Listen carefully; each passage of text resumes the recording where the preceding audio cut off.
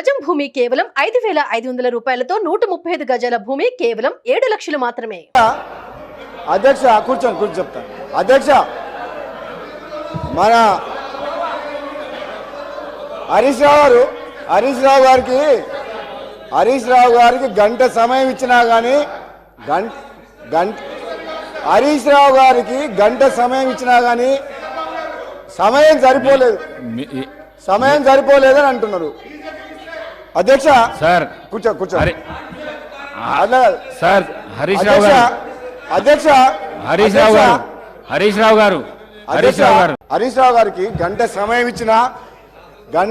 ఇచ్చినా ఆయన తృప్తిగా లేరు అధ్యక్ష. ఎందుకంటే వాళ్ళకు మన ఊళ్ళలో ఏమంటారు అధ్యక్ష, మేనమామ సాలు వచ్చిందంట అధ్యక్ష. అంటే ఆయనకు మాటలు చెప్పడంలా, అబద్ధాలను నిజం మాట్లాడలా.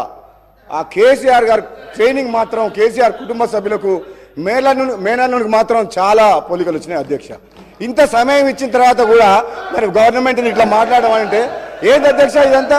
అధ్యక్ష నేను ఎందుకు చెప్తున్నా అంటే మన వ్యక్తిగతంగా నా పేరు తీసుకుంటే అధ్యక్ష, వ్యక్తిగతంగా నన్ను ఏమన్నాడు, నేను ప్రసంగానికి అడ్డు తగులితే ఏమన్నాడు, నువ్వు ఎంత మొత్తుకున్నా నీకు మంత్రి పదవి రాదు అని అన్నాడు అధ్యక్ష. సభా సాక్షిగా మైక్లో ఏమన్నాడు, నేను అడ్డుకుంటుంటే నువ్వు లేచి నిలబడితే మంత్రి పదవి రాదు, కూర్చో అన్నాడు అధ్యక్ష.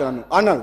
నేనేమంటున్నా, నువ్వెన్నేళ్ళు కష్టపడ్డ తర్వాతే కష్టపడ్డ హరీష్ రావు గారు కేసీఆర్ తర్వాత కేటీఆర్ అవుతారు, కానీ నీకు మోసం జరుగుతుంది, కానీ వాళ్ళు ఏం చేయరు నీకు.